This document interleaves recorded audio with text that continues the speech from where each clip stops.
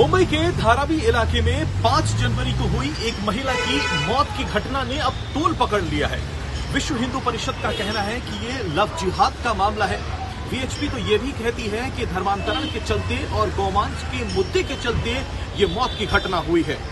इस पूरे मामले में वीएचपी और क्या कहती है, सबसे पहले तो ये सुनिए। महाराष्ट्र और देश भर में लव जिहाद की घटनाएं आए दिन आ रही हैं और बढ़ती जा रही है। उसी के अंतर्गत अब हमने देखा कि धारावी में यशोधरा खट्टिक, एक दलित समाज की लड़की जिसको धर्मांतरण करके रुबीना जिसका नाम किया गया, और उसके पति रहमत ने शादी के बाद उसका धर्मांतरित किया। हमने देखा कि उसको अपनी जान से हाथ गंवाना पड़ा। यशोधरा खट्टिक का धर्मांतरण किया गया, उसको गौमांस खाने पर मजबूर किया गया और उसके गरीब परिवार से 50,000 रुपये की मांग भी की गई। पुलिस ने एफआईआर दर्ज की है 302 के कलम के तहत, उसके ऊपर सजा होने वाली। हमारी महाराष्ट्र सरकार से मांग है तुरंत इस विषय को फास्ट ट्रैक कोर्ट में डाल करके तुरंत रहमत को कड़ी से कड़ी सजा मिले, और महाराष्ट्र सरकार जो एक कानून लाने वाली है उसको अतिशीघ्र लाए, अविलंब ये कानून लाए और एक हेल्पलाइन भी जारी करे ताकि और यशोधरा खट्टिक जैसे हमारी बहनों को अपनी जान से हाथ न गंवाना पड़े। धन्यवाद। तो ये मामला क्या आखिर लव जिहाद का है? इस पूरे मामले पर हमने धारावी पुलिस से बात करी। जानिए आखिर धारावी पुलिस ने इस मामले पर क्या कहा। श्री विजय कांदलगांवकर जी इस वक्त हमारे साथ मौजूद हैं, धारावी पुलिस स्टेशन के वरिष्ठ पुलिस निरीक्षक हैं। सर, ये जानना चाहते हैं, धारावी में जो घटना हुई 5 जनवरी को जिसमें एक युवती की मौत हो गई, वो मामला तूल पकड़ रहा है क्योंकि विश्व हिंदू परिषद कह रही है यह लव जिहाद का मामला है। जरा बताइए आपकी इन्वेस्टिगेशन किस तरफ जा रही है? देखिए, 5 जनवरी को धारावी का एक इलाका है राजीव गांधी नगर, वहाँ पर एक रात के वक्त हमारे जो नाइट पीआई थे सलगर साहब, वो पेट्रोलिंग करते वक्त उनको राजीव गांधी नगर का जो इलाके से एक दो व्यक्ति एक आदमी को कंधे पे लेके जाते हुए उनको दिखाई दिए। तो उन्होंने उनको रुक के जब जानकारी लेने की कोशिश की तो मालूम पड़ा कि वो व्यक्ति एक महिला है और उसने अपने आप को फांसी लगाने की कोशिश की है और वो बेशुद्ध अवस्था में, बेहोश हालत में उसको सायन हॉस्पिटल लेके जा रहे करके उन्होंने बताया। तुरंत पुलिस ने उनके साथ पुलिस दे दी और उसको सायन हॉस्पिटल में मूव किया। सायन हॉस्पिटल में लेके जाने के बाद डॉक्टर ने उसकी तहकीकात की, तभी डॉक्टर ने वो डेट बिफोर एडमिशन करके घोषित कर दिया। सलगर साहब वहाँ पर भी पहुँच गए। उन्होंने जहाँ पर जब जानकारी ली तो उनको जो मृत महिला थी उसका नाम उनको रुबीना करके मालूम पड़ा और उसका जो हस्बैंड है वो रहमत खान करके है, वो उसका मर्द है, ऐसा उनको जानकारी मिली। अधिक जानकारी मालूम पड़ने के बाद मालूम पड़ा कि उसके 2 बच्चे हैं, एक आयान और अहमद करके, और लास्ट 4 साल से राजीव गांधी नगर में लोग रह रहे हैं। परिवार का बारे में, जब लड़की के परिवार के बारे में हम लोग ने इंक्वायरी की, शादी के बारे में इंक्वायरी, तो हमको मालूम पड़ा कि इनके शादी को सिर्फ 4 साल हुए हैं। कायदे में प्रावधान है कि अगर कोई भी महिला जिसकी अननेचुरल डेट बिलो 7 ईयर्स अगर होती है तो उसके बारे में अलग तरीके से तहकीकात करने से कायदार में प्रावधान है। तो हमने उस तरह उसकी औरत जो लेडी एक्सपायर हुई है उसके फैमिली के बारे में जानकारी करने की कोशिश की, तो मैं मालूम पड़ा कि ये कटनी एमपी की रहने वाली है और 4 साल पहले ये रहमत के साथ वो भाग के आके उसने शादी की है और वो यहाँ पर रुबीना नाम से यहाँ पर रह रही है। तो उसके आगे की कार्रवाई के लिए जब तक उनके माता पिता आते नहीं तब तक हम लोग पोस्टमार्टम करना उचित नहीं था, इसलिए हम लोग ने लोकल पुलिस स्टेशन से जरिए उनके माता पिता से संपर्क किया। माता पिता को यहाँ बुला लिया और उनके सामने लड़की का पोस्टमार्टम हुआ है। पोस्टमार्टम में due to pressure on neck, asphyxia और उसका अननेचुरल डेट करके उन्होंने बताया है।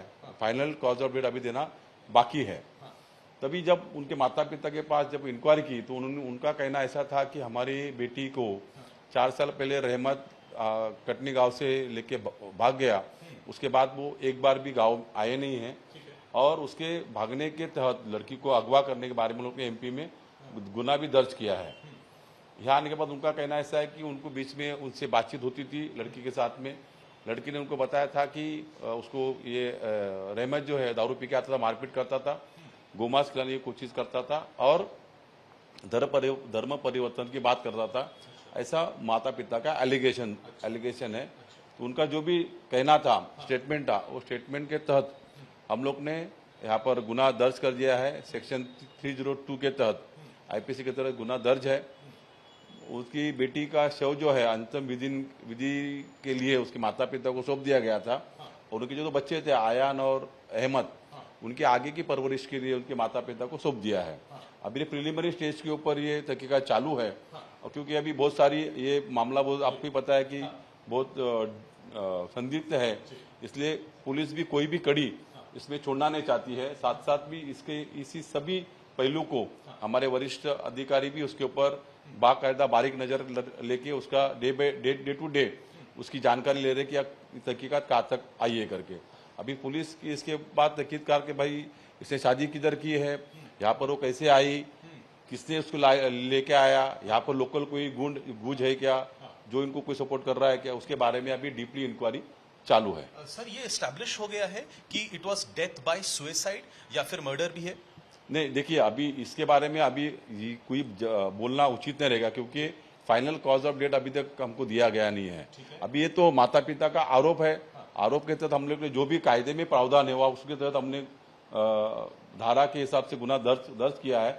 आगे जो भी फाइनल कॉज ऑफ डेथ आएगा आजू बाजू में लोगों को इंक्वायरी के बाद में, क्योंकि जो लड़की है वो तो अभी इस दुनिया में नहीं है, और माता पिता को भी कभी खुद आके लोग ने कभी उनके बारे में जानकारी लेने की कोशिश नहीं की है। जो भी बात हुई है फोन के ऊपर हुई है, तो आजू बाजू के लोगों से ही हमको बहुत सारी बातें आगे उभर के आने वाली है। क्योंकि सर सुनने में ये भी आ रहा था, क्योंकि ये एक चौल में रहती हैं धारावी में, और जहां छोटे से घर में ये रहती हैं वहां सुसाइड कमिट करना शायद संभव नहीं था, इसलिए इस दिशा में इन्वेस्टिगेशन कहां तक जा रहा है सर? नहीं, वो तो डिटेल हम लोग ने जो भी उसके जो ये है मेजरमेंट वगैरह सब ले लिए है। उसकी जानकारी हम लोग ने डॉक्टर को भी दे दी है।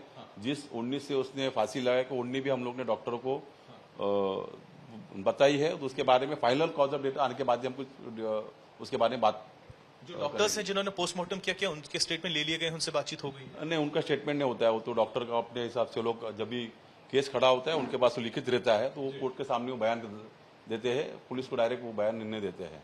अच्छा, यहाँ पर विश्व हिंदू परिषद काफी दबाव बना रहा है, वो काफी दिनों से विरोध प्रदर्शन भी कर रहे हैं और कह रहे हैं कि लव जिहाद का मामला है। इस बात में क्या कहेंगे आप?